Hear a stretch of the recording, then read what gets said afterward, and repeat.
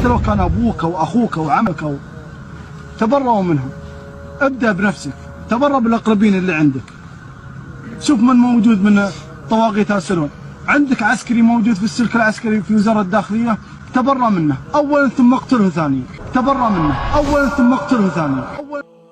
والله الذي لا إله إلا هو إن الناصح ليتألم أشد الألم للشباب الذين دخلوا في فكر الخوارج،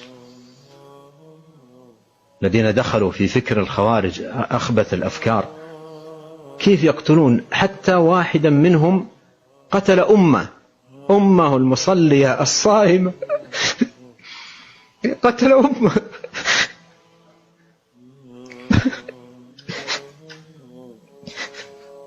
المسلمون في صيام، ثم عند إلى جوار المسجد النبوي يأتي ويفجر في مصلين صائمين، وأعمال من هذا القبيل. كيف يصنع هؤلاء بلا إله إلا الله إذا جاءت يوم القيامة؟ والله من كان له حظ من الإسلام ولو نزرا قليلا ولو قدرا يسيرا فإن دمه محرم ومعصوم، جاءت الشريعة بتحريمه. بل حتى لو لم يكن له في الإسلام إلا قول أسلمت أو لا إله إلا الله فإن له حرمة في دمه، وإن كان صنع قبل ذلك ما صنع.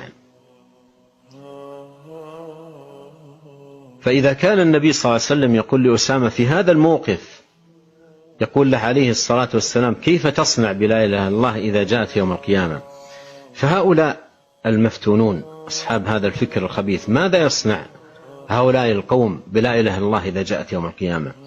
وقد أراقوا من المسلمين بالجملة أعداد. هذه المتفجرات لا تقتل واحد، تقتل عشرات ومئات، بل قتلوهم حتى في المساجد وهم يصلون. ماذا يصنع هؤلاء بلا إله إلا الله إذا جاءت يوم القيامة؟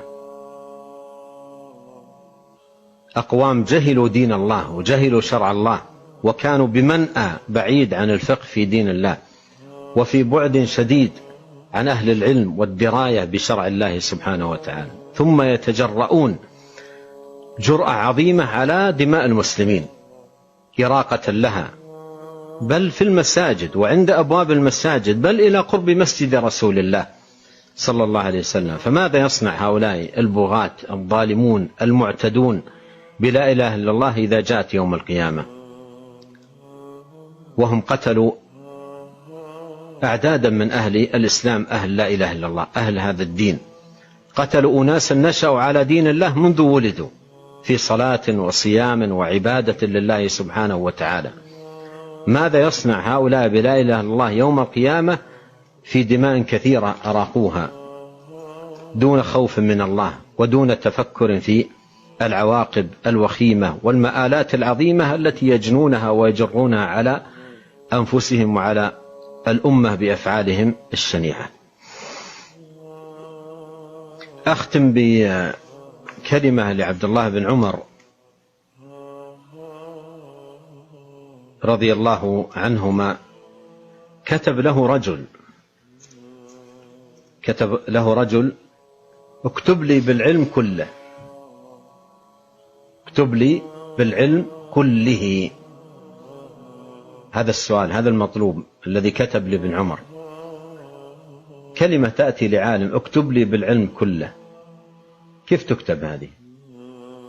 نعم، كيف تكتب اكتب لي بالعلم كله؟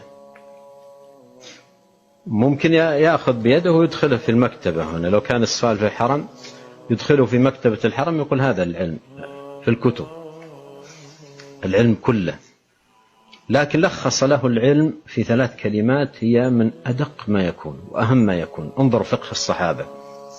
قال له اكتب لي بالعلم كله، فكتب إليه عبد الله بن عمر رضي الله عنهما إن العلم كثير، ولكن إن استطعت أن تلقى الله يوم القيامة خفيف الظهر من دماء المسلمين، خفيف الظهر من دماء المسلمين، خميص البطن من أموالهم، كاف اللسان عن أعراضهم، ملازما لجماعتهم فافعل.